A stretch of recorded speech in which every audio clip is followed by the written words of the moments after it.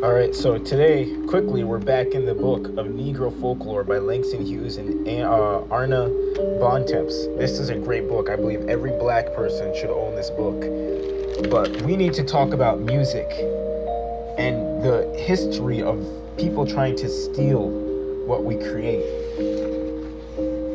and the link between black people and Israelites, and how their spirituals are a direct correlation between the two. That why are black people constantly singing of freedom, constantly singing of a better day, of salvation, of being saved by the God of the Hebrews, being saved by the God of the Bible, and that all their spirituals that they were singing as if they were singing to somebody, or that somebody or something was listening to them as they sang these songs, as they sang these prison songs, as they sang these spirituals in the fields. This man right here, let me go find his name. Mr. Newman Whitehead argued that against the abolitionist use of spiritualist is an instrument of propaganda. He said, get this, the Negro seldom contemplated his low estate in slavery. Right there, that's just a slap in the face to your ancestors. According to White, the spirituals of slaves, when referring to freedom, mean exactly what the camp meeting hymns of slaveholders mean. So he says, his argument is that black people learned how to sing so well and learned their spiritualism and got their soul and their music from white Christian, Constantine, Caucasian pastors and priests. He's claiming that blacks learned their music from early Europeans, and the slaves learned how to sing and do all that and sing about God from them.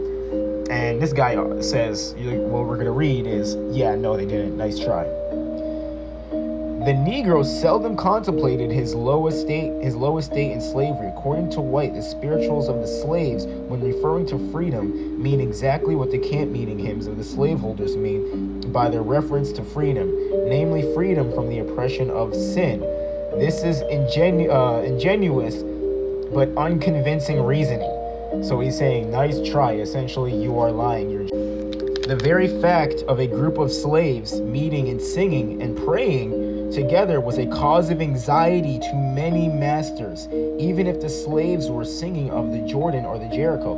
The white people would have no reason to sing of freedom, to be calling upon God to save them from something. What are you singing about sitting at the river of Babylon and weeping? What would you need to do for that? You're not the children of Israel. You have no correlation between them. You're not going through any of the curses or being downtrodden like they are. Black people conveniently match every description of the persecution of the Hebrews that they're supposed to be going through and have gone through.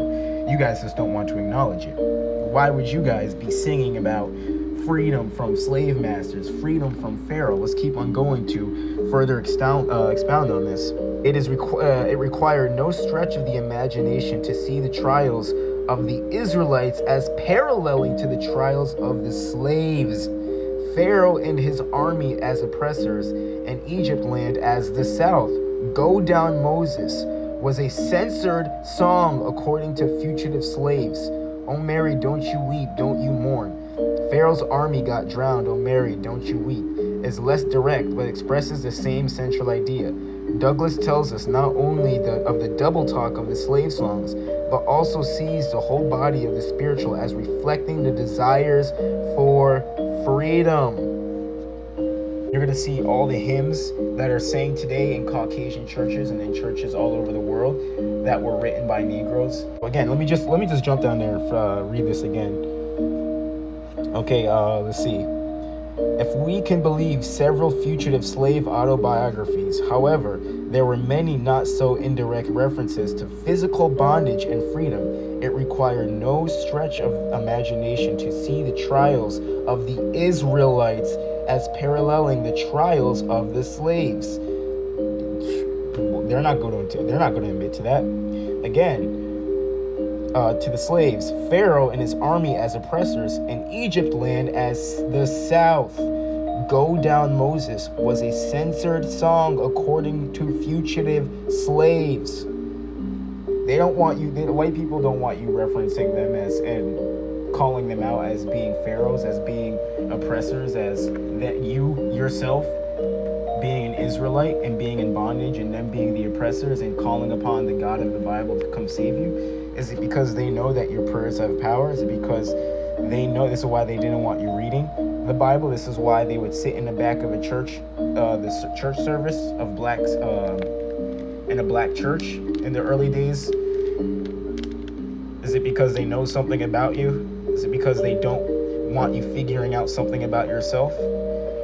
If I was a Constantine Christian that was oppressing the children of Israel, and I had you working out in my fields, and I continuously heard you singing songs about my downfall, about your redemption, about you being saved, about who I truly was, I would censor you as well. I would not want you singing as well. We know what they've done.